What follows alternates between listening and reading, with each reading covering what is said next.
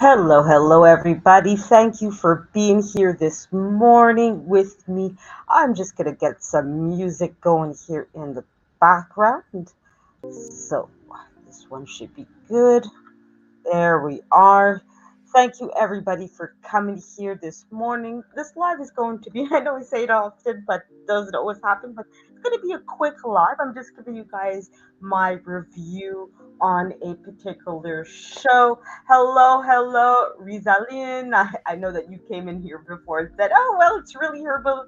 Listen, thank you for being here. Whatever your name, whatever you're going to use as your account today, I'm always happy to see you and have you here. I hope you're doing well today. Hello, hello, Mika. How you doing this morning? So happy to see you guys here with me on this quick little review. And I know that Rose was here earlier at 9:30. She may not be here right now, but either way, I'm happy to have anybody come in and at any point and say hi. I know that it is, at least here in Canada, it's Sunday morning. So obviously Sunday, I know for some of you, you go to church or you have other things that you need to do. Thank you for coming in from the Philippines. So it's probably the afternoon for you. I know you guys are a few hours ahead in the Philippines. So thank you for taking the time to spend your afternoon 20, 30 minutes here with me. I'm going to be reviewing a TV show called The Cabinet of Curiosities. Um, but it might not be a show for everybody, but I'm going to be giving a little bit of spoilers. So if you haven't seen that show and you want to watch it, please, you can just turn off this video, go watch the show and then come back. Hello, hello, blind guy, their wife, his life, their wife. Sorry about that. You know how bad I am with names, but hello, Laquita and Corey. I hope you guys are wonderful this morning. Mika, I'm a little bit sick, to be honest. I'm feeling a bit under the weather for the past few days, and I had something personal go wrong and go bad, but it's okay. I'm gonna survive. I'm gonna live. So it's okay. Life goes on. So yes, I am live, Liquida. It's been a hot minute, and I know that's what I wanted to say. Last time would say, hey, I haven't received notifications. Well, it's because I haven't gone live in a while. My life the past 2 3 months has been a bit hectic, a bit different, and it's going to go back to what it was before this week. So hopefully, I will be going live more often. So I'm glad to have all of you here with me this morning. And like I was saying, I am going to be reviewing. It's a horror show. So I know, Laquita, you're not big on horror movies and stuff, but don't worry, I'm not going to show any gory stuff or anything else like that. So don't worry. But yes, it is a horror show. But it has a title that threw me off a little bit when I first saw it. I'm like, what is this going to be about? But we're going to get into it. It's the show Cabinet of Curiosities by the same director who did the movie Pan's Labyrinth. So we're going to get that into it in a second. I'm just going to obviously show you guys my intro video, and after that, we'll get right into episode one of the Cabinet of Curiosities.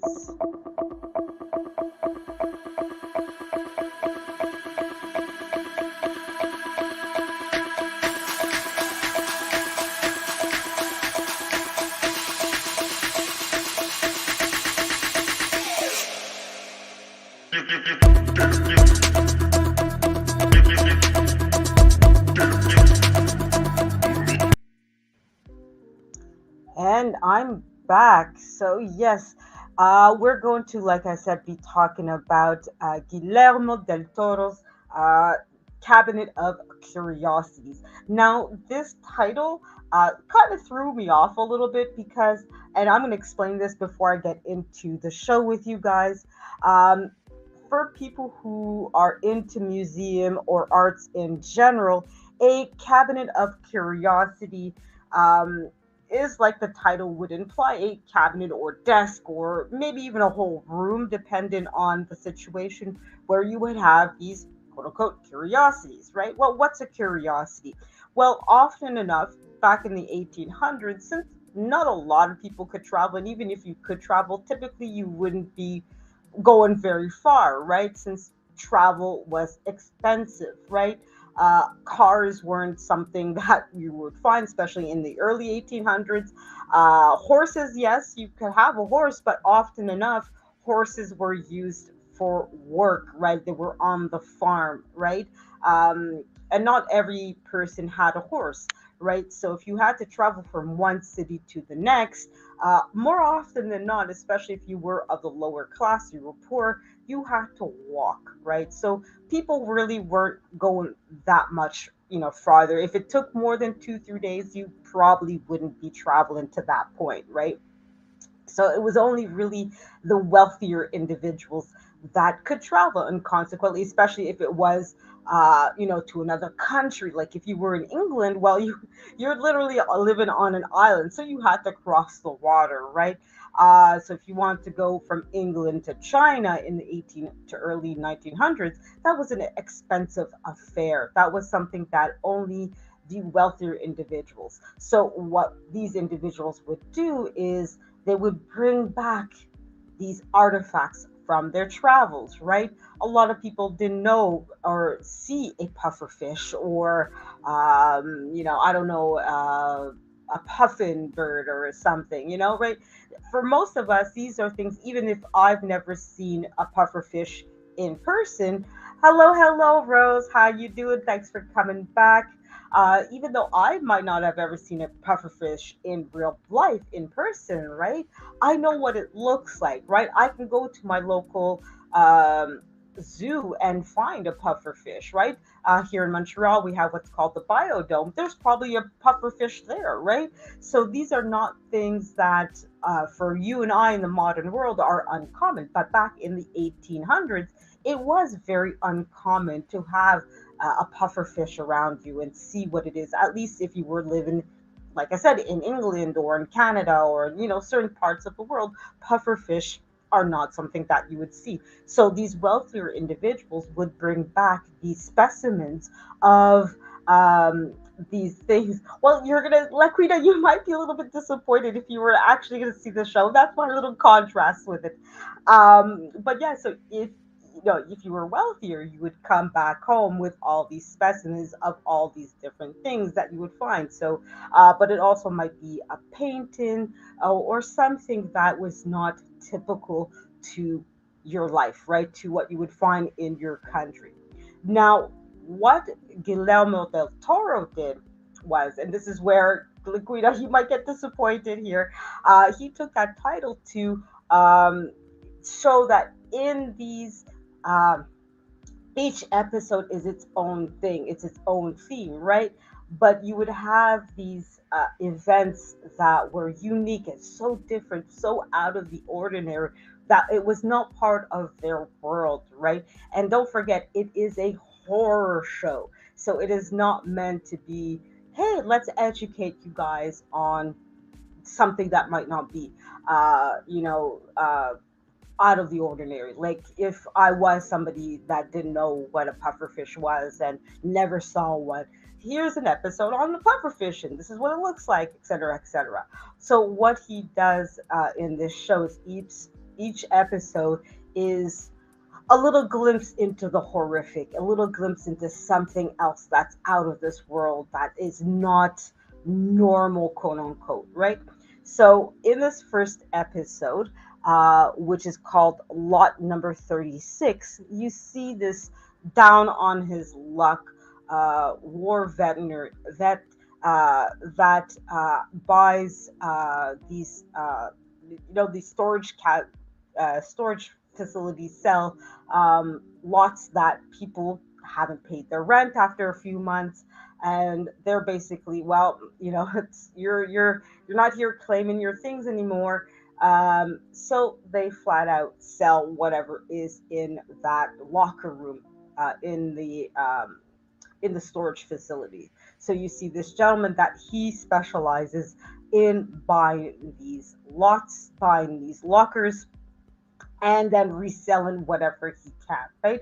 So there's this one lot 36 that goes up for sale, and he buys it. So Of course, him and the person selling the locker are friends. They know each, well, friends is not really the word for these two, but they know each other, and you can tell that the guy selling is just out to make a quick buck, and really doesn't care.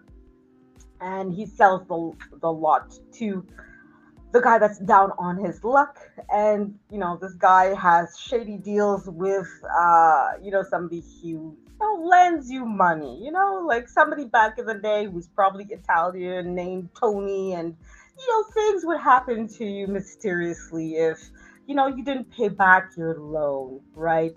I obviously won't get into detail with that. I don't want to get trouble with YouTube, but y'all can understand what I'm getting at.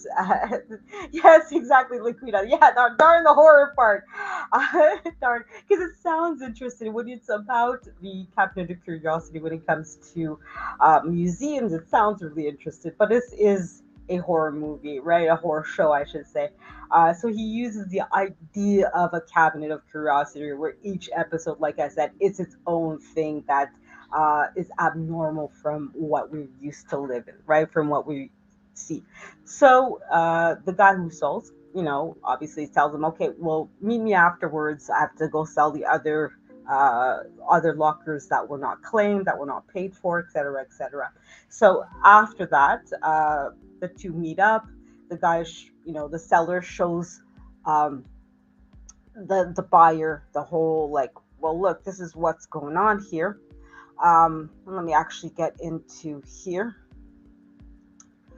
So yeah, so it's Nick who's the one who's buying the the locker, okay, and he's shown what the previous owner was doing, because you see at the beginning of the episode the previous owner passes away. Nobody from the family claims the locker, so that's how it goes up for sale. And like I said, Nick buys it from the owner of the sorry, I'm losing my words this morning, but he buys it. And basically he's shown a video where the previous owner literally does this weird little ritual both before and after coming out, and they're both looking at this like, wow, this is like so weird, so unusual. But they disregard it, and Nick goes into the locker, empties it out, but notices, wait a minute, this locker is smaller than what it's supposed to be. And again, they disregard it. So then Nick starts bringing some of the stuff out of the locker into his car.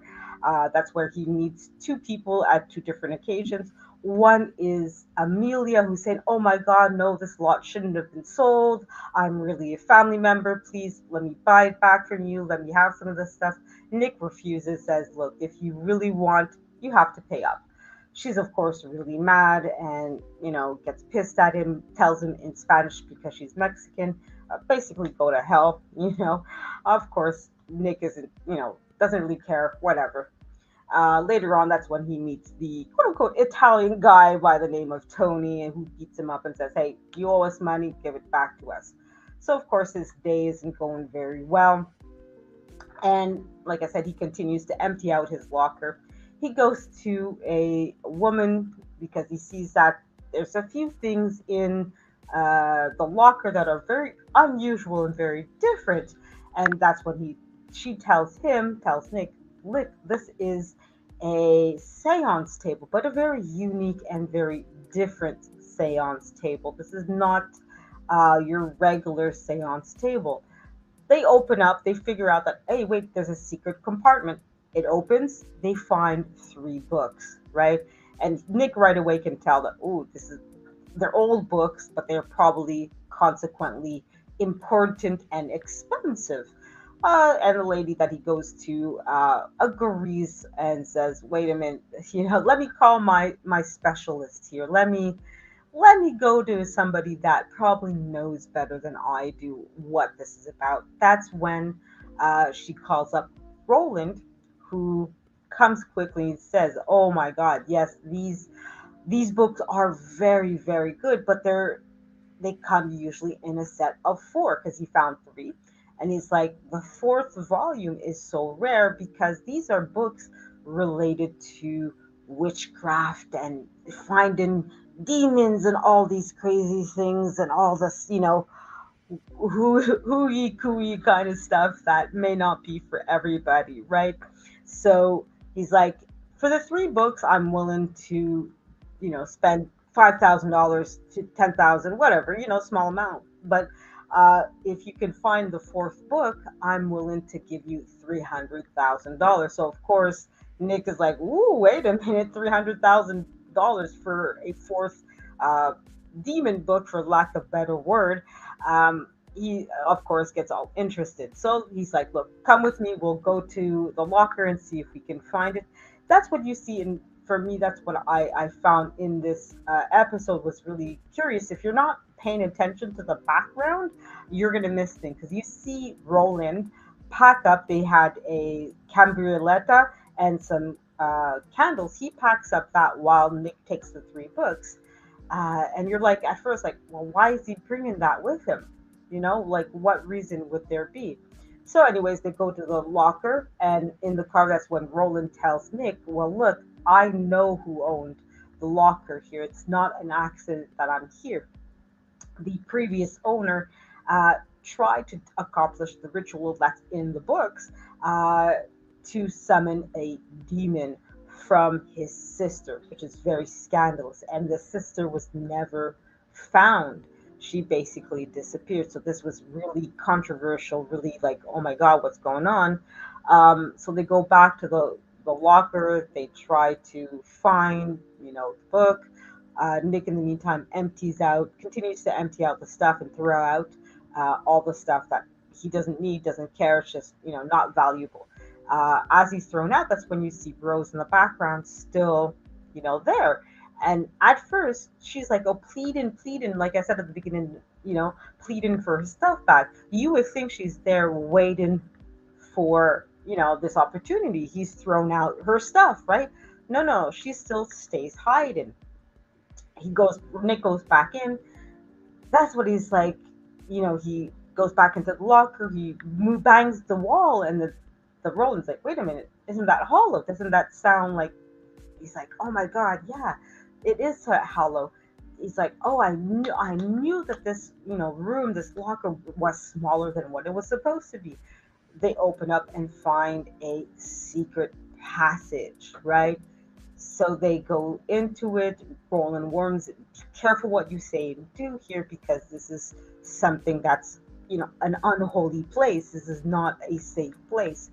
That's when they, of course, go to the end of it and find what was the proprietor's sister, the old proprietor's sister, and with this monster in what was her head. Like I said, I'm not showing you guys any pictures. It is kind of gross, so I know that for some of you, this may not be a kid-friendly show or a show for you. So don't worry if you're like, yeah, I'm staying away from this. I'm not gonna be watching this show. That's absolutely fine. I love horror movies, but I know it's not for everybody. And of course, Nick is just thinking of the money. Roland, you get feeling the impression that he only said the money because he really wanted to get to the book, right? Or at least you think that's what he's about. Um, so Nick, you see that there's on the ground that the sister's body was surrounded by these images and so forth. Nick's like just rushes through and's like, no, I'm gonna get the book and all that. So he gets the book, and you see that this barrier, right, this supernatural barrier now is broken, and that the monster is releasing itself from the sister's body. Of course, Nick, yeah, Nick is, back turned to this, so he's not seeing, he just sees the book. The book burns, which is why the fourth book is so rare, right? And the monster's coming up, goes after Roland. Nick is like, "Oh my God, what's going on? What's going on?" And Nick tries to escape. He does at first, right? Yes, my God, yes, Liquida. And that's part I love it and hate it in horror movies too. You always see the people going into the dark places or going in to, investigate the noise. It's like, get out! What are you doing?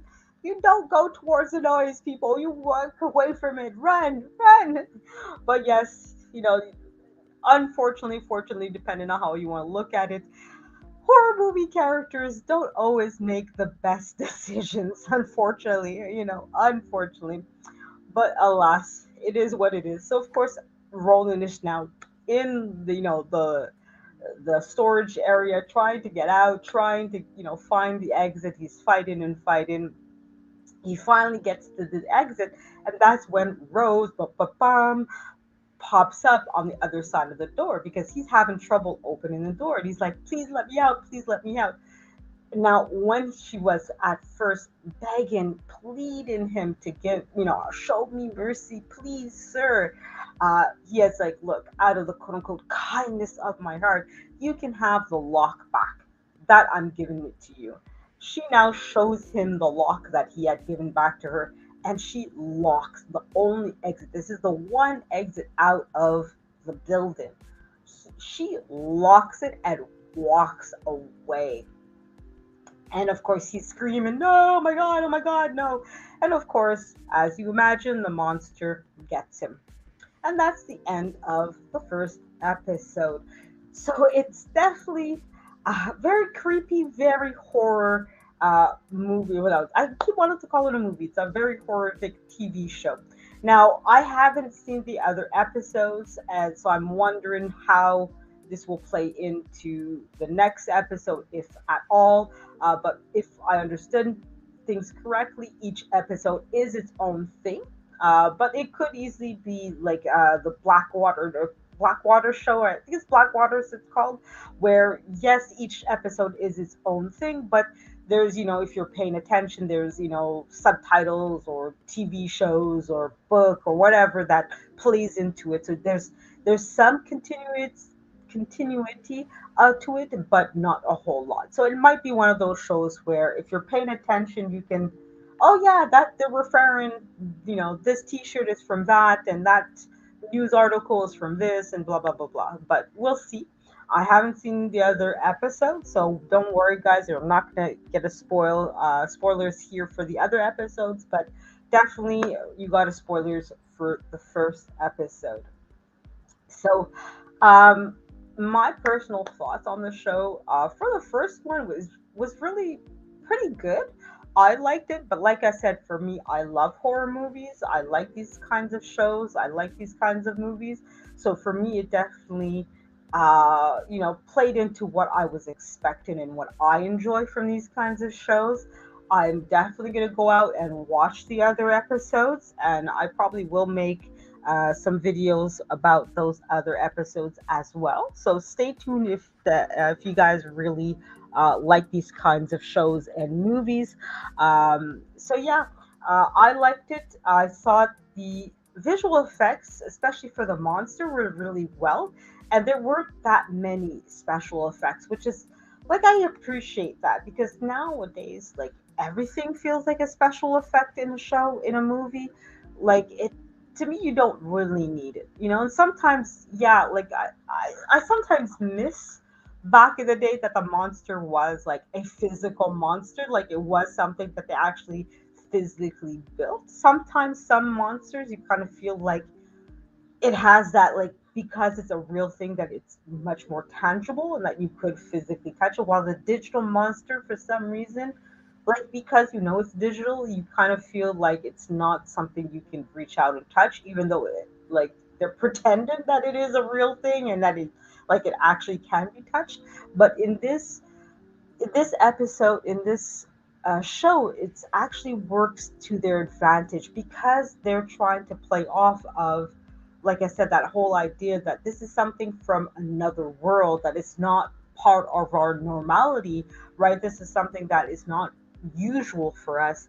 That actually plays in. You get the sense that this monster is not, it's not a monster you normally see or hear about, right? Or talk about. And that's where you kind of feel like even the other background characters like Roland or Rose, like Roland, you get that, okay, he kind of knew what was going on and had an idea, he tried to warn Nick, hey, we have to be careful, and Nick just didn't care, and but you had also Rose, where it's like, hmm, was she part of this from the get-go? Did she help to set this up?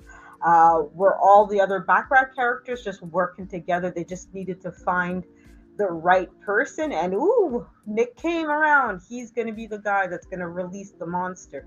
So of course, the monster is still in, the locker rooms, right? He's still roaming around. So it's like you kind of want to find out, well, what's going to happen now? Is this monster just going to stay there? Is it going to be released to the outside world, right? And wreak havoc in our reality, right? Because this is supposed to happen somewhere in the US. I have a funny feeling northeast, like somewhere like New York, New Jersey, that kind of area, right? So could we be seeing in the next episode this monster just out there in the world? You know what I mean?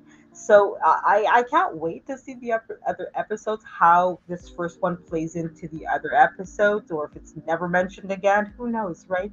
But that's why I like it. A good horror movie, you will have some questions answered, but it will also leave you with a lot of other questions. And that's what a good horror movie should do, right? You should be left with questions after. You should be wondering, you should be scratching your head. Oh my God, what now? What now? So overall, I liked it. I think if you guys like horror movies, this show is for you. I definitely recommend it. There's not many episodes in this quote unquote first season. Of course, I'm old school. I call it seasons. There's eight episodes in total. So obviously for you, it's a quick watch. They're about, I think, half an hour, 45 minutes each episode. So it's not very long. It's not a very big. You could probably, watch it in an evening kind of thing. So, and I can't wait because even reading the Wikipedia page for it, there's a couple of stories that are based on stories by H.P. Lovecraft, who's a big name in the horror sci-fi world. So I can't wait to see what he's done, what Guillermo, I always have trouble with his name, does with these stories. So I can't wait to watch it. But like I said, this is not for everybody. It does get gory, it does get disgusting. So if you're, squeamish, or if you have young kids at home, definitely, this is not something that you want your 5 year old to be watching. So be mindful of that. Okay, this is definitely for, it's an adult horror. Okay, so this is more for quote unquote the mature audience. Okay. Hello, hello, Sis Rose. How you doing? Thank you for being here. So, Sis Rose, this is the end of my life. So hopefully you will watch it in the replay. Hopefully. But that's pretty much what I want to say about this first episode of Guillermo del Toro's Cabinet of Curiosity.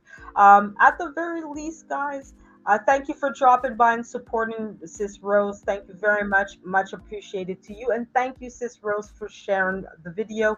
Yes, guys, we now all have a community tab. YouTube has released that feature to everybody. YouTube has made a couple of other changes. I will look into it myself, and if it's something I think should be shared and talked to you guys about, I will do that. So please, guys, if you have a cabinet, if you have a cabinet, that's not quite what I wanted to say. If you have a community tab, that's what I wanted to say. Please do share me out, or share out everybody, since now this is a feature, like I said, that is rolling out to everybody. If you don't have it yet, don't worry, you will. So please, guys, use your community tab. Uh, Even if it's not for me, it's okay, guys. I know not everybody is going to want to share out this episode. That's absolutely fine. But definitely use it to share those community supporters that you do want to support. And also pay attention. You'll see, while I'm going to go on this little mini tangent before I end it, you now, apparently, one of the changes that YouTube has, when you look at the subscribe button, for people, the color has a meaning to it. Like gold means you're really going to love this person, that you're on this channel on a regular basis. Gray means that you're not subscribed to them, etc., etc. The color will determine. I will look into that further to tell you guys exactly what color means what, but pay attention to that because now that is something that they have changed. It's no longer just red, and once you're subscribed, it goes to blue. The color of the subscribe button does mean something. Thank you, Liquida. I'm glad that you enjoyed the review. And this is pretty much it for today's episode. I'm just going to end the poll and see what you guys said. So, four people voted. And have you heard? Sorry, misspelled the heard. Have you heard of a cabinet of curiosity? 75% of you said yes, you have, and 25% of you said no. So most of you, like I said, if you're gonna come into this episode with the idea of a cabinet of curiosity, from the art world, from museology, which is, like I said, the study of museums and art world and all that, and art collecting, you're gonna come into this show with a little bit like it's going to be off-putting. So I'm going to warn you guys now. It is a horror movie. You're not going to get the Cabinet of Curiosities experience if you're going from the museum world. It's not that kind of Cabinet of Curiosity. Guillermo plays into that idea of what a Cabinet of Curiosity. He does use it to his advantage, but he does play into the horror world when he is using the idea of a cabinet of curiosity. So it is something very, very different from the museology or art world experience. It's not the same thing, guys. Here, okay? It's the same idea, but just applied differently. Okay, so I just want to warn you guys on that. So that's pretty much it for me today, guys. So thank you everybody for being here and spending some time with me. So thank you again to you, Laquita and Corey from Blind Guy, his wife, their lives. Thank you, Sis Rose, for stopping by and giving me a quick like and share. Thank you, Rose, for coming back and spending a few minutes with me. Thank you to Mika Melody, who spent some time with me here today. Thank you as well to Rizaline Chavez, who, of course, this is her second channel. She's technically herbalisting Pinay.